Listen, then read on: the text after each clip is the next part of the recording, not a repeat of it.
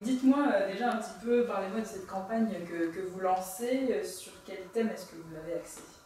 Écoutez, nous lançons cette campagne donc pour dénoncer le système UMPS qui est présent au niveau national mais aussi au niveau local pour donc apporter clairement, indiquer aux Français et aux Françaises la fracture qui se pose entre les mondialistes que représente l'UMPS et les nationaux, les souverainistes que nous représentons. Nous souhaitons par ce message leur indiquer qu'il y a eu 40 ans de désastre politique en France. Il y a une autre voie, il y a une autre issue, c'est le Front National avec Marine Le Pen. D'accord, je vais vous poser un petit peu les mêmes questions évidemment, mais ici on est en terre socialiste. Quelle est votre stratégie pour essayer de gagner plus de voix? Oui, effectivement, nous sommes en terre socialiste depuis de nombreuses générations, mais la terre socialiste est en train petit à petit de se réduire. Cette terre socialiste n'est pas apportée et n'est pas au Parti socialiste à vita aeternam. C'est une région et un département où effectivement les Français vivent, les Français sont, comment vous dire, dans une démarche vraiment de se repositionner par rapport à leur choix. Donc nous sommes là pour leur apporter une nouvelle opportunité, une nouvelle vision et nous répondons présent pour remettre notre département sur le droit chemin, notre région et notre pays.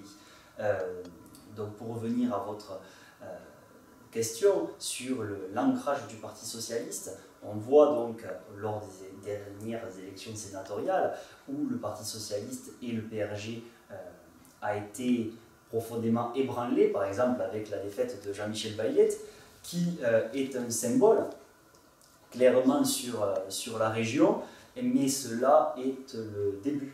Voilà, ce n'est pas fini puisque les Français prennent de plus en plus conscience que le Parti socialiste, notamment ici, les a trompés. Et alors du coup, quel travail est-ce que vous engagez, notamment en prévision des prochaines échéances électorales? Donc comme j'ai évoqué, je débute depuis le début de la semaine la tournée des cantons, des nouveaux cantons, puisqu'il y a eu une réforme territoriale.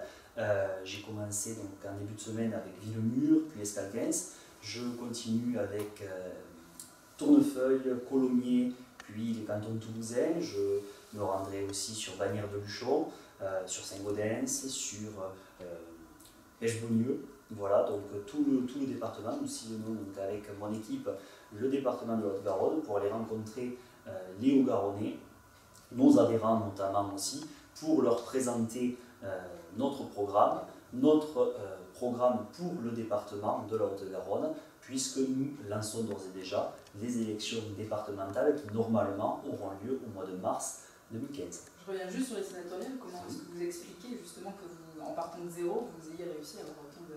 Alors effectivement, nous partons pratiquement de zéro, puisque nous avions acquis 3 grands électeurs, nous avons obtenu 74 voix.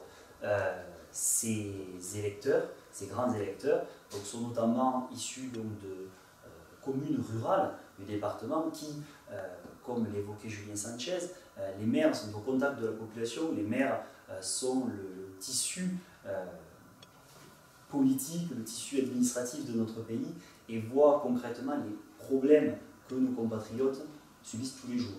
Donc ils sont au fait de tout cela et concrètement voient le changement, le discours de Marine Le Pen et du Front National comme une alternative. Merci.